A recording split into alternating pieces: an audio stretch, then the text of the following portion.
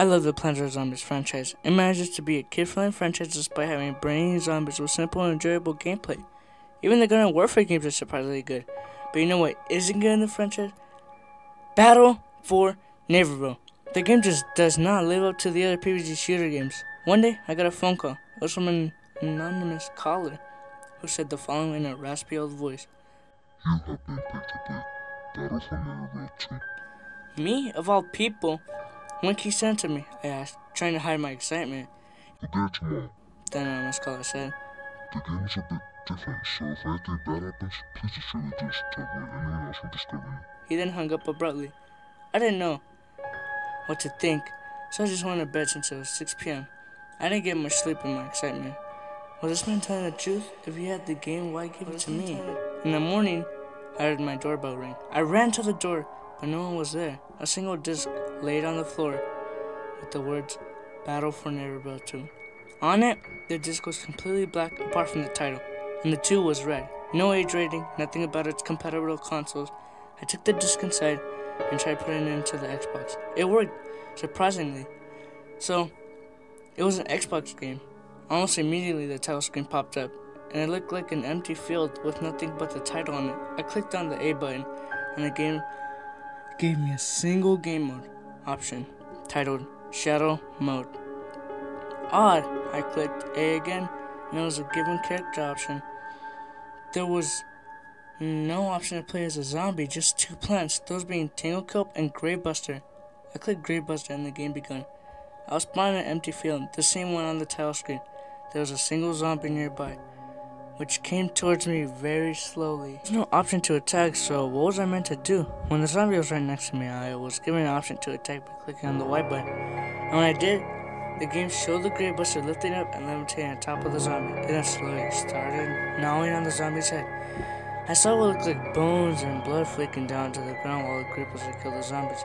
When the zombie was no more, all that remained was a pile of pieces of bones and blood. I didn't feel fear, but rather an odd feeling in my stomach. Why was this so graphic for a kid's game? Maybe this is what the anonymous caller meant by different. Was the game made for an older age? Then, in the distance, 4 zombies materialized. They were all completely black with red eyes. One of them had a black cone on its head, and it moved around faster than the others. Without warning, the classic sound played, and all 4 zombies came after me. They were faster than the first normal zombie, and I ran away. I then saw another plant that seemed to be on my team. It was a bot. I could tell by the robotic way it moved around. The bot was a Tanglecope, which looked similar to its original PvZ design, except with bits of cup sticking out. It held the gun in one of its cup appendages and used it to shoot 2 of the shadow zombies down. Both the zombies died, melting into black puddles. Suddenly, the Tanglecope stopped shooting. It had ran out of ammo. The Tanglecope fled in the direction of a house, and I followed it. The Tanglecope closed the door using its cup appendage, but that didn't matter because those freaks just went through the wall. A table, which seemed to be the only bit of furniture in the house, had a pack of bullets on it, and the Tanglecope used it to reload its gun.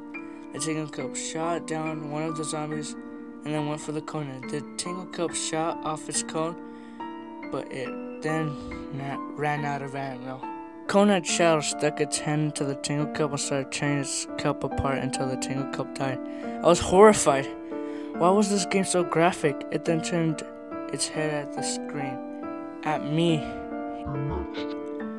It said. Then the TV shut off suddenly, and the disc came out. I felt sick. What was wrong with this game? Was it a bootleg? It had to be a bootleg.